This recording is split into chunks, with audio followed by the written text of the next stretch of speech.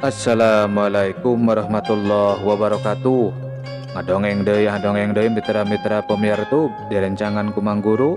Mang Guru bade mangdongengkeun deui naraskeun hanca carita anu katunda layan judul Banjir Getih di Dharma Patih. Ieu dongeng karangan Kang Heri Supriyadi Cianjur. Panginten ayeuna teh nincak seri anu ka 18. Mitra-mitra pemirsa dongeng Mang Guru supados teu nyangkolong kana waktos, mangga urang sami-sami ngabandungan deui kumaha jujutan jucungna ieu cariyos. Sok kaparayun sadayana.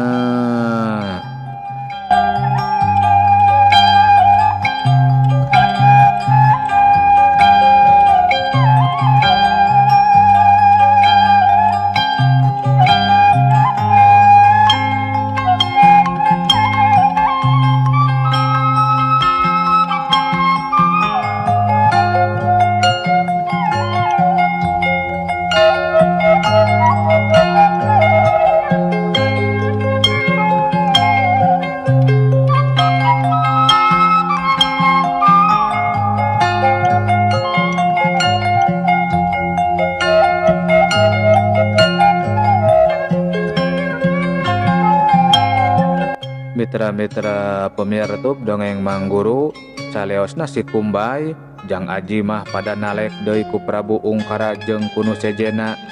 Atuh Jang Aji ari geus nyaho Trisula Emas aya di pihakna mah sakur pananya oge dijawab kalayan jujur.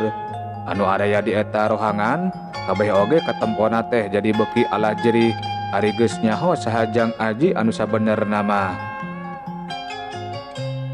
Ya, kitu pisan ari sabenerna mah Raden.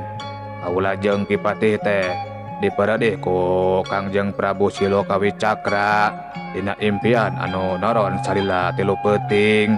Sangkan daek mantuan turunanana nggoni ngarebut deui Dharma Patih anu memang geus jadi hakna. Geus teu sabar ari sabenerna mah kaula teh hayang geura panggih jeung turunan Kangjeng Prabu Silokawi Cakra. Kari-kari ayeuna dipanggihkeun kalayan Raden anu datang sorangan. Nyapuguh we pohara bagjana ari pikeun kaula mah. Sabab saeutik gedena kaula teh jadi boga harepan anyar pikeun ngabebaskeun kerajaan kaula tina kasawenang-wenangan Dharma Patih salila ieu. Ceuk Prabu Ungkara nemrakeun eusi hatena. Laras pisan Raden. Wong Raden anu janten harapan hiji-hijina kanggo mulangkeun deui kajayaan tur kamakmuran Dharma Patih anu pangaruhna bakal pohara pisan ageungna kanggo kerajaan-kerajaan anu sanesna.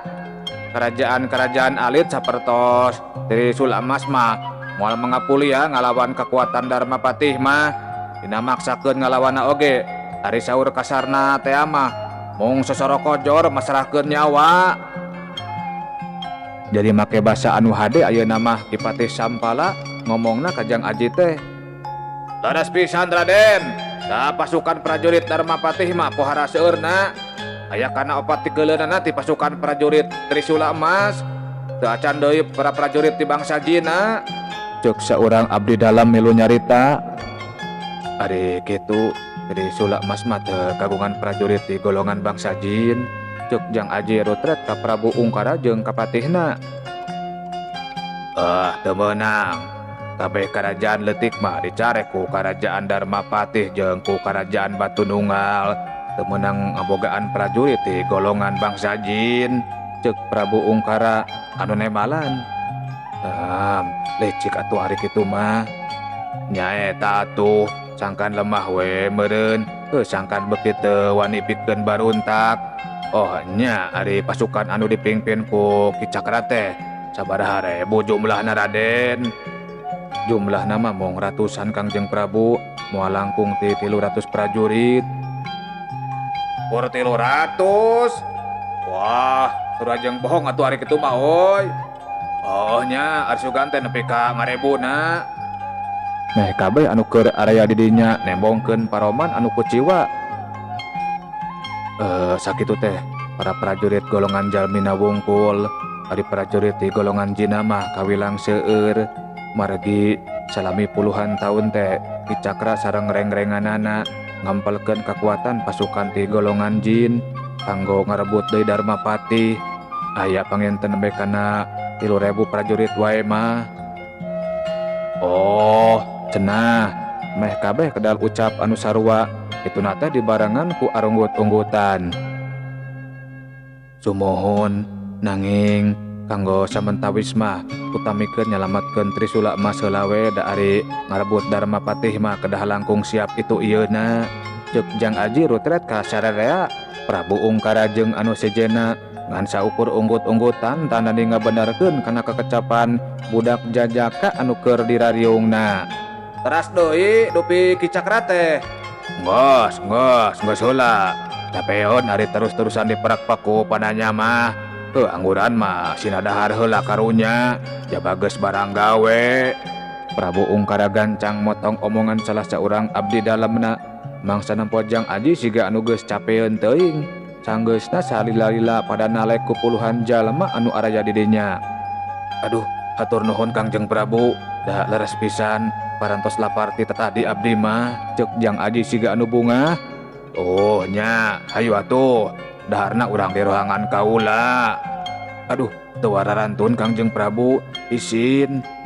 Lah, make jeung era sagala, hayu. Mohon Den, sok we teu kedah isin-isin. Mohon Den, sok engal geratuang heula.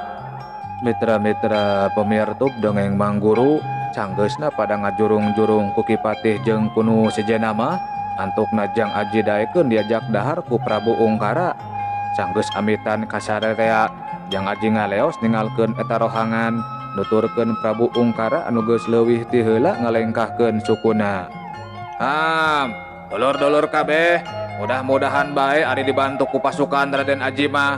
Mun ceuk Darmapati nepi ka nyerangna oge, pikeun saheulaanan mah kerajaan urang teh bisa disalametkeun. Ceuk Kipatih Sampala rutret ka sararea mangsa Jang Aji jeung Prabu Ungkara geus kaluar ti eta rohangan. Nanging ari sigana mah da keukeuh dina perkawis pasukan mah bakal eleh jumlah ku Darmapati. Ceuk salah saurang abdi dalam nepikeun pangrasana. Memang ari kitu teh mah sok sanajan dihijikeun jeung para prajurit Raden Aji oge. Pasukan Darmapati jauh leuwih punjul dina jumlahna. Tapi ari ceuk pangira-ngira kaula mah pihak Darmapati oge moal nepi ka ngerahkeun sakabeh prajuritna. Da saeutik gedena oge geus bisaeun ngukur kana kekuatan kerajaan urang. Komo pan ayeuna mah pihak Darmapatihna oge can nyahoeun yen kerajaan urang rek dibantuan ku pasukan Raden Aji. Leres pisan, saupamina Darmapati dugi ka nyerang teh mah balik oge mau ngerahkeun satengahna tina kekuatan pasukan. Ceuk salah saurang abdi dalam langsung ngabenerkeun kana pamanggih Kipatih Sampala teh. Ari puluhan abdi dalam anu sejenna mah ngan saukur arunggut-unggutan. Raden Aji kudu bener-bener didukung sapinuhna. Sebab dina budi jeung paranggina oge geus kairong bakal jadi saurang pamimpin anu hade sarta nyaah karahayatna. Ceuk Kipatih deui pohara pisan tandesna. Siap Kipatih, hidup Den Aji, hidup, hidup Den Aji, hidup. Kipatih Sampala jeung anu sejena siga anu manggih sumanget anyar ku ayana Jang Aji teh.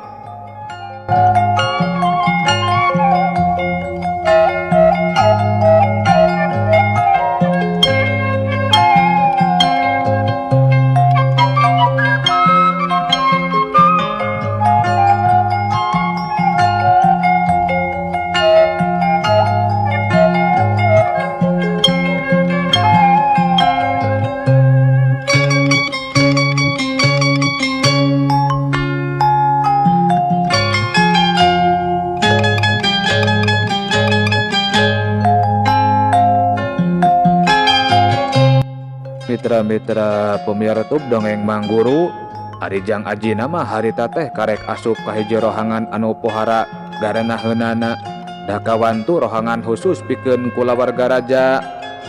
Bening, Nyimas, ceuk Prabu Ungkara ngeuleuweuh nyalukan anak jeung ka pamajikanana. Teu lila antarana ngurunyung Nyimas Wening jeung indungna ti hiji rohangan. rada kurang kerung nyimas wening mangsa nempo Jang Aji teh, tapi teu lila kituna teh antuk nama nyimas wening anggut dibarengan ku imut. Asa aya anu seseleket kana hate karasana ku Jang Aji mah mangsa nyimas wening waledogeun imut ka dirina teh, bet aya rasa anyar pinanggih anu pating sulusup kana lolongkrang rasa anu samemehna can pernah kasaba. Kakang teh hayang dahar, tuh bawaan ka dieu sangujeng deungeuna urang ngampar sok ngeunah, ceuk Prabu Ungkara ngaderet ka pamajikanana. Sanggeus arunggeuk sarta silih reret heula sakedeung mah kebat bae nyimas wening jeung indungna pating koloyong muru ka hiji rohangan. Urang ngampar den, tuh karpetna, ceuk Prabu Ungkara nunjuk karpet anu digulungkeun di juru rohangan. Sok sanajan Prabu Ungkara teu nitah secara langsung, tapi Jang Aji mah hidang sorangan kuragi bae ngamparkeun karpet. Prabu Ungkara ngan saukur unggut-unggutan mangsa nempo kasigepan Jang Aji anu samodel kitu teh. Ari karpetna geus diamparkeun mah Jang Aji jeung Prabu Ungkara oge gugek dariuk pahareup-hareup. Ari Kakang Tarja jeung ka pamajikanna teh kapinaon Raden? Tambah kesel teuing ngedagoan, Prabu Ungkara ngajak ngawangkong heula. Mandarak-dak we Jang Aji nyaritakeun anu sabenerna yen Mang Taraya jeung pamajikanna mah teu katalian baraya-baraya acan, tapi geus dianggap indung jeung bapa pedah geus saat ngampihan sarta mikanyaah ka dirina.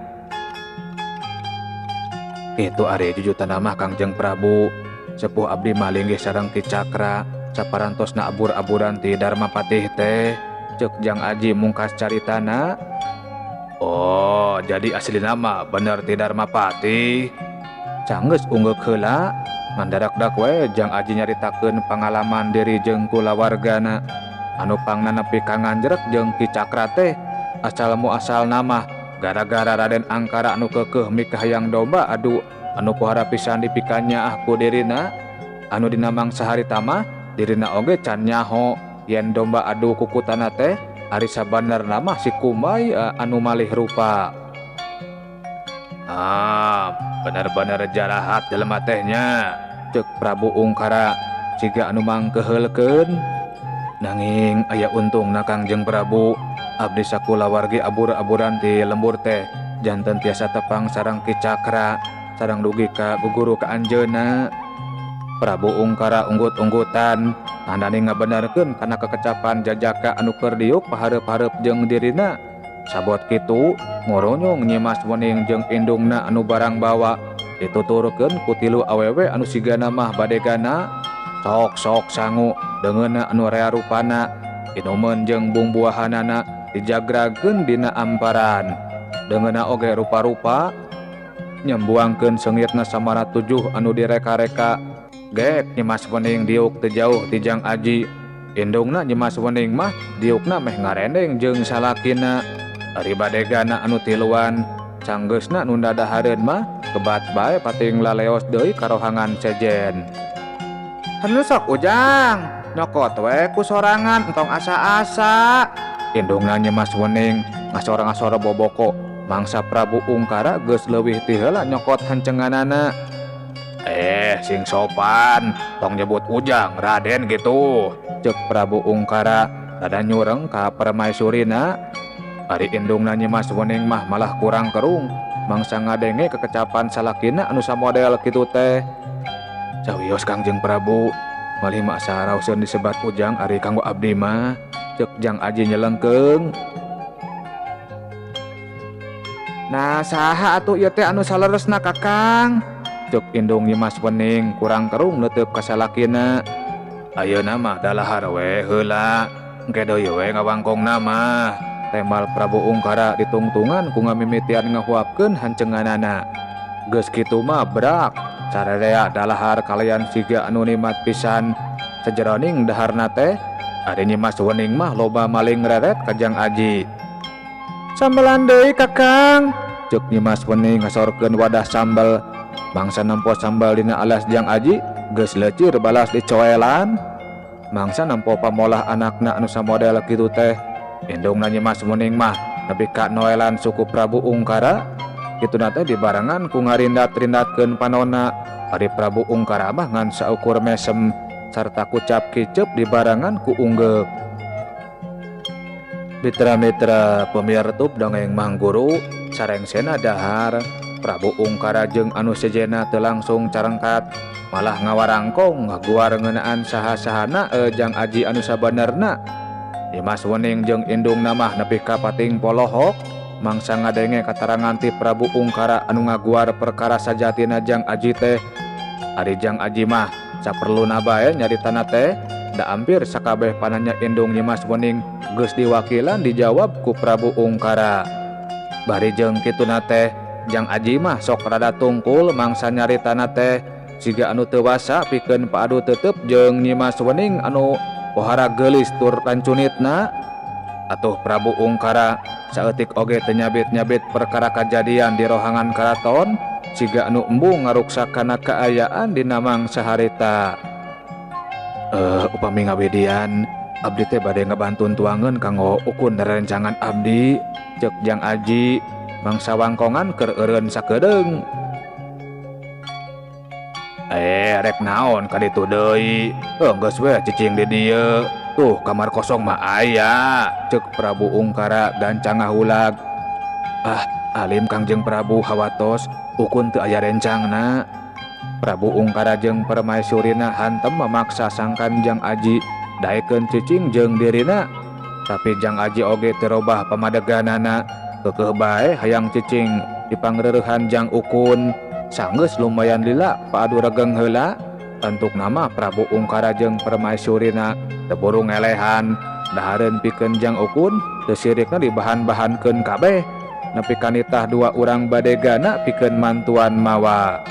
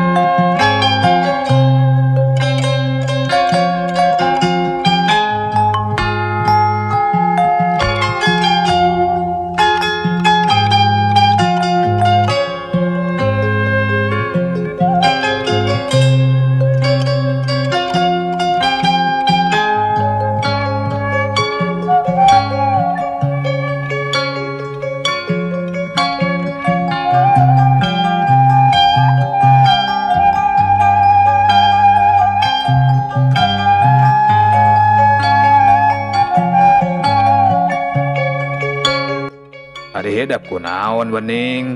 Ketempona Kurama mah bet loba maling reret ka Raden Aji teh. Bogoh kitu?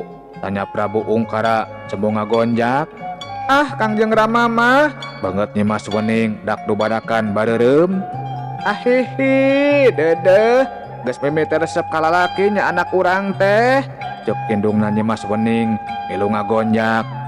Keun bae wajar perkara eta mah da budak urang teh geus baleg moal lila deui oge umurna lincak 20 tahunan leuwih, tempas Prabu Ungkara dibarengan ku Suraseuri.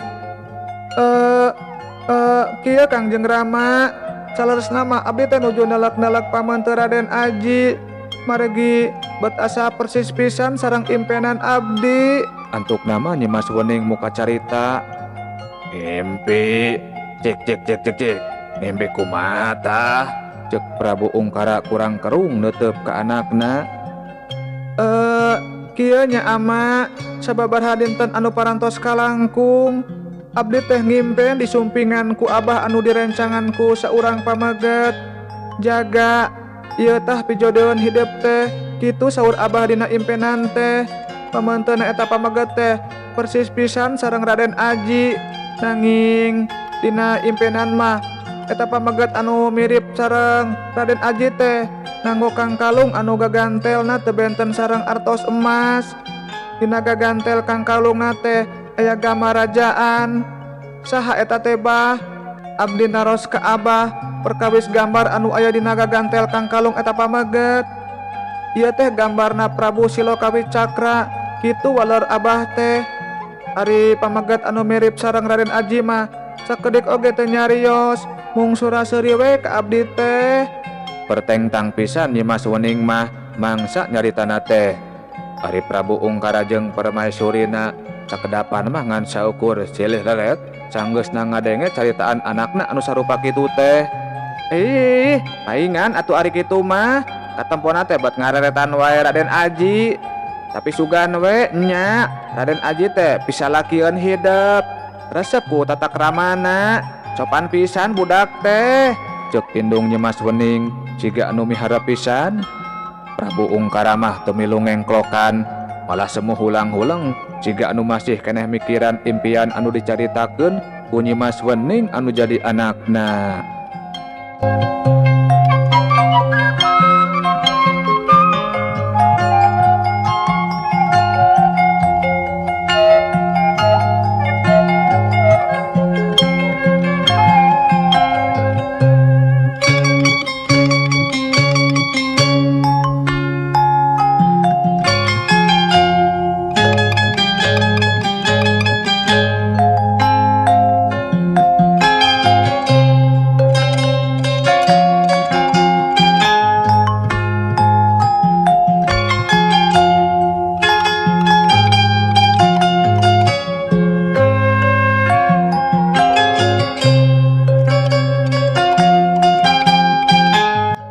Mitra-mitra pemirsa dongeng Mang Guru saleosna Jang Aji sanggeusna mantuan peperen wadah urut dalahar mah Nyimas Wening ngoloyong karohangan kamarna ngadon ngajejentul dina tungtung risbang ulang-ulang bari sakapeung diselang ku suraseuri sorangan.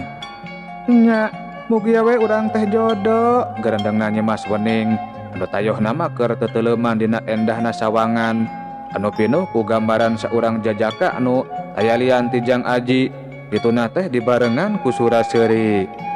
Mitra-mitra pemirsa dongeng Mang Guru ari anu keur mapae sawangan Nyimas Wening nama nya Jang Aji harita teh keur ngajajantul di tepas wangunan bari mes-mes liuk deui ka unggal jalan. Nah kamana atuh si Ukun teh garendengna Jang Aji anu tayohna mah sajolna kadinya teh ari Jang Ukun mah keur teu nyampak. Lumayan lila Jang Aji diuk deta tepas teh nepi ka antukna mah ngurunjung Jang Ukun anu leumpangna ngalenghoy siga pohara capena. Geus di mana ari maneh Kun? Ceuk Jang Aji ngabagiakeun ku pananya. Geus di mana? Kuring mah capek geus neangan domba maneh. Eueuh dina kandang. Temal Jang Ukun sanggeusna ngajanteng di hareupeun Jang Aji. Be, jadi maneh teh geus neangan domba kuring. Eueuh dina kandangna oge. Geus diteteangan nepi ka luareun karaton. Anger we teu kapanggih. Domba kuring mah aya anu meuli Kun. Tadi mata Kangjeng Prabu nitah nepungan teh aya kawuhanana ti karajaan sejen anu cenah mah resepeun kana domba kuring nya dijual we da lumayan hargana mahal. Ceuk Jang Aji ngarang carita. Oh dasar si koplok anas dewek koko tetengan lah. Cuk Jang Ukun garo-garo teu ateul kalayan nembongkeun paroman beungeut anu siga pohara jengkelna. Geus dahar Kun. Boro-boro dahar can nyangu-nyangu acan. Geus koko tetengan yang domba maneh. Jong atuh gerah dahar. Kapanan can nyangu-nyangu acan Sarji? Si laing mah nya. Aya sangu mah Kun tuh dina tekas. Maneh nyangu ji oi. Jang Aji mah ngan saukur ungguk sangkan Jang Ukun teu loba tatanya deui. Nya atuh kuring rek dahar heula nya. Ari maneh geus dahar tawa acan. Geus juragan Ukun. Dibarengan ku suraseuri geus kitu mah kebat bae Jang Ukun asup. Ari Jang Aji mah teu incah tina tempat diukna.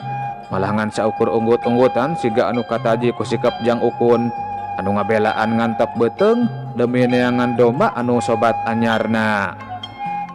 Sarji! Terila antarana teh jero rohangan kadenge jorawokna Jang Ukun anu siga keur manggih kareuwas. Jang Aji mah ngan saukur nyerenge da geus surti kana kareuwas anu jadi sobatna. Sakedapan teh jero rohangan kadenge gebligna dampal suku disusul ku ngurunyungna deui Jang Ukun. Sarji, hari itu dahareun merang ti mana oi? Tanya Jang Ukun sanggeusna aya deui di hareupeun Jang Aji. Itu nate di barangan kutu tunjuk ka jero rohangan. Pamere ti Kangjeng Prabu, kue dahar sing wareg. Kalampisan jang aji nembalan nate. Wajik, beri sagala aya oi. Enjung geradahar heula. Jeung maneh atuh? Geus wareg kuring mah, ngadaguan maneh ge dalila yang geus we dahar ti heula. Ari geus dikitukeun mah kebat bae jang ukun asup deui ka eta rohangan. Ari jang aji mah siga anu keur geunah niis ditepas, malah cimek-bek bae dina tempat diukna. Cag heula nya hei, sakitu anu kapihatur, insyaallah sanes waktos ieu dongeng urang teraskeun deui. Manggurus jamit mungkuramit mundur. Billahi taufik wal hidayah. Wassalamualaikum warahmatullahi wabarakatuh. Cagah per mios.